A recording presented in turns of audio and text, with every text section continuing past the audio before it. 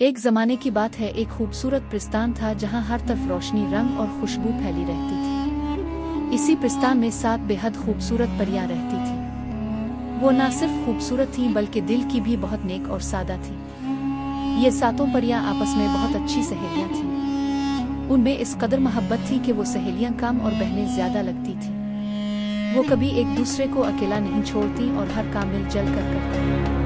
उनका रोज का मामूल था कि सुबह सवेरे अलिफाते तैयार होती और बाग में खेलने चली जाती। वो बाग बहुत खूबसूरत था, जहाँ रंग बरंगे फूल, ठंडी हवा और चहचहाते परिंदे होते थे। पिस्तान की मालिका ने उनकी दोस्ती देखकर उनके लिए बाग में खूबसूरत झूले भी लगवा दिए थे। परियां झूलों पर झूलती, हंसती, गीत गाती और खूब खेलती थी।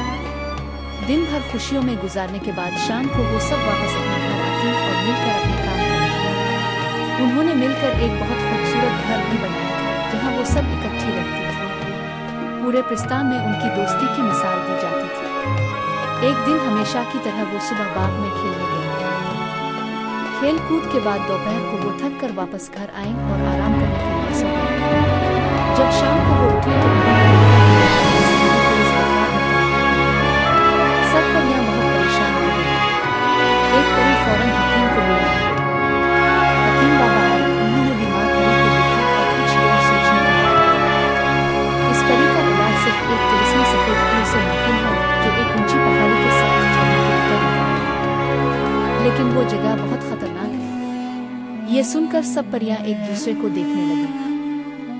मगर फिर एक परी ने हिम्मत से कहा, हम अपनी सहेली को बचाने के लिए कुछ भी करेंगे।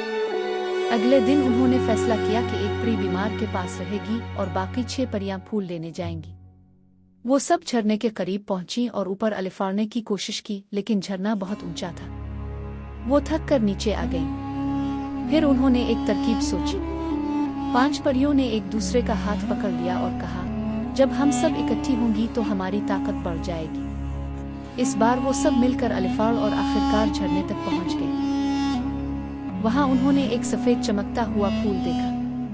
एक बहादुर परी आगे बढ़ी और फूल तोड़ लिया, लेकिन वापसी पर तेज हुआ और पानी की मौजों की वजह से वो बहने लगी। बाकी परियां फौरन इसकी मदद को आईं और बड़ी मुश्किल से इसे बचा लिया, लेकिन इस हादसे में वो परी अपनी अलिफाड़ने की ताकत खो बैठी। सब परियां गमगीन थीं, मगर वो फूल लेकर जल्दी घर वापस आई। उन्होंने फूल का अरक निकाला और बीमार परी को पिलाया। कुछ ही देर में वो ठीक होने लगी और उसने आंखें खोल दी।